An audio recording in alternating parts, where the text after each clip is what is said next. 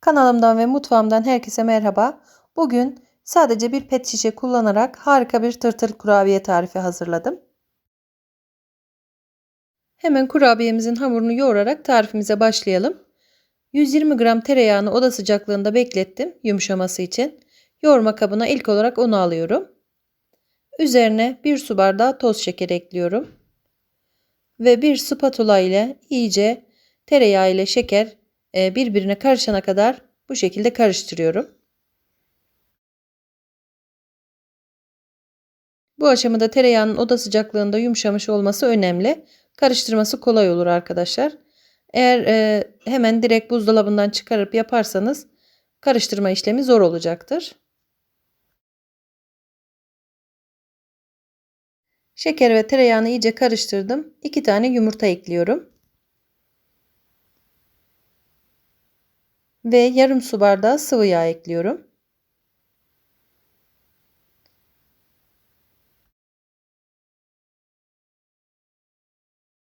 Ve yine iyice malzemeler birbirine karışana kadar karıştırıyorum spatula ile.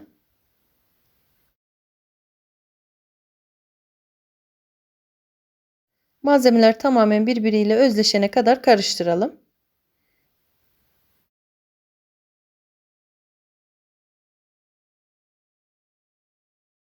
İyice karıştırdım arkadaşlar. Gördüğünüz gibi kıvamı. Üzerine bir paket kabartma tozu ekliyorum.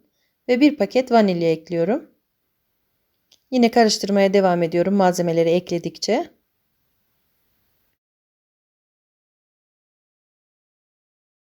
Hamurumuz bazı kurabiye hamurlarından oldukça yumuşak olacak ama ele yapışmayan bir kıvamda olacak.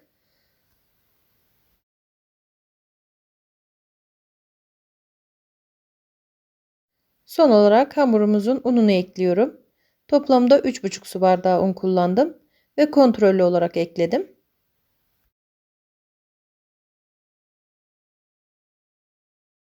Markadan markaya fark edeceği için un miktarında ufak tefek değişiklikler olabilir. Mutlaka kontrollü ekleyelim.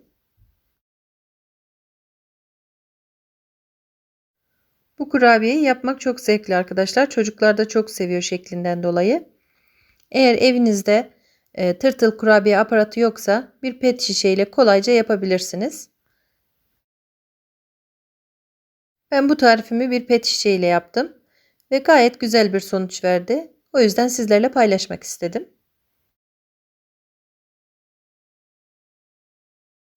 3,5 su bardağı unun tamamını ekledim ve biraz da elimle hamuru toparlıyorum.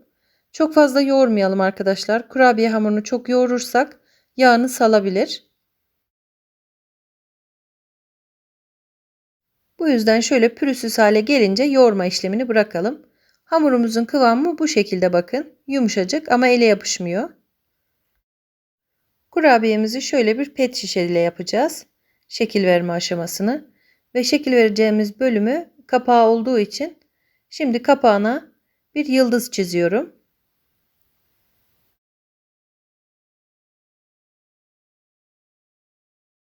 Yıldızı daha belirgin olması için keçeli bir kalemle çizdim. Pet şişemizin kapağına 6 köşeli bir yıldız çizdim gördüğünüz gibi. Ve şimdi çizgilerin kenarlarından bıçakla kesiyorum. Kolay bir şekilde kesiliyor arkadaşlar.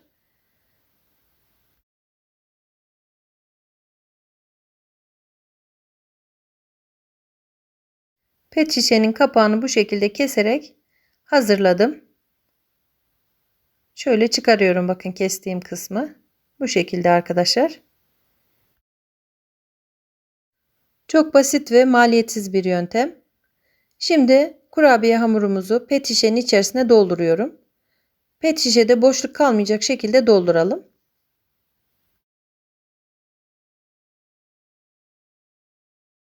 Hamurdan küçük küçük parçalar alıp pet şişenin ağzından sığacak şekilde yerleştiriyoruz. Bakın kolayca dolduruluyor.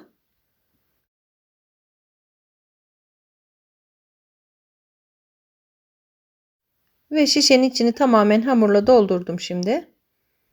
Kapağını kapatıyorum.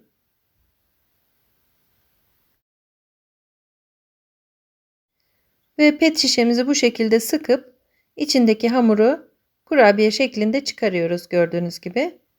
Yapılışı çok kolay ve çok da zevkli. Şöyle yakından çektim ki şeklini iyice görmeniz için. Çok güzel oluyor bakın. Orijinal bir şekilde tırtıl kurabiye. Şimdi tepsimin tabanına yağlı kağıt serdim ve kurabiyelerimi yapıyorum. Bu hamurdan 2 tepsi kurabiye çıktı arkadaşlar. Çok da bereketli oluyor. Eğer evinizde tırtıl kurabiye aparatınız yoksa bu şekilde bir pet şişe ile harika tırtıl kurabiyeler yapabilirsiniz. Bu kurabiyeyi gerçek aparatıyla yaparken bu kadar temiz bir çalışma olmuyor arkadaşlar. Etraf kirleniyor, elimiz kirleniyor.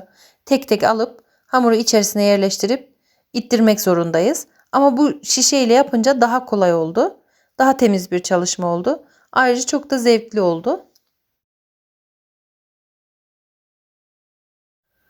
İlk tepsimiz doldu gördüğünüz gibi. Önceden ısıttığım 180 derece fırında pişirmeye gönderiyorum. Ve kalan hamuru yine pet şişenin içerisine doldurdum. İkinci tepsi kurabiyelerimi de yapıyorum.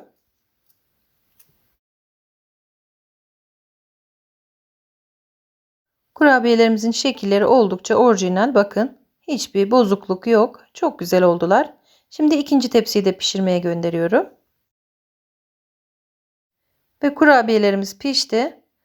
Gördüğünüz gibi ikinci tepsiyi de pişirdim. Onu da şöyle göstereyim sizlere. Soğumaları için bir kenara bırakıyorum. Kurabiyelerimizin alt kısmı da bu şekilde bakın. Hemen hafif pembeleşince fırından alalım. Fazla kızartmayalım. Ve tamamen soğuyana kadar bekleyelim. Eğer soğumadan elimize alırsak kurabiyelerimiz dağılabilir. Şimdi hepsini bir tepsinin içerisine yan yana dizdim. Ve üzerine erittiğim çikolatalardan bu şekilde desen yapıyorum. Sütlü ve bitter çikolata kullandım arkadaşlar. İsteğe göre siz nasıl isterseniz o şekilde yapabilirsiniz. İsterseniz sadece uç kısımlarını çikolataya batırabilirsiniz. Şekil verme kısmı size bağlı, nasıl isterseniz. Bu şekil verdiğim çikolataları benmari usulü erittim ve buzdolabı poşetinin içerisine aldıktan sonra küçük bir parça kesip bu şekilde desen verdim kurabiyelerime. Çok da güzel oldu arkadaşlar. Evde ve elde olan malzemelerle bu güzel kurabiyeleri sizler de yapabilirsiniz. Bu güzel kurabiyeleri çocuklarınız için, misafirleriniz için yapıp gönül rahatlığıyla ikram edebilirsiniz. Üzerindeki çikolatanın donması için biraz buzdolabında bekletip sonrasında servis edebilirsiniz. Bir tarifimin daha sonuna geldim arkadaşlar. Deneyecek olanlara şimdiden kolay gelsin ve afiyet olsun diyorum. Videolarımı izledikten sonra beğeni ve yorum bırakırsanız çok sevinirim. Eğer hala kanalıma abone değilseniz ücretsiz abone olabilirsiniz. Ve tariflerimden anında haberdar olmak için bildirim zilini açabilirsiniz. Yeni tariflerde görüşmek üzere. Hoşça kalın. Allah'a emanet olun.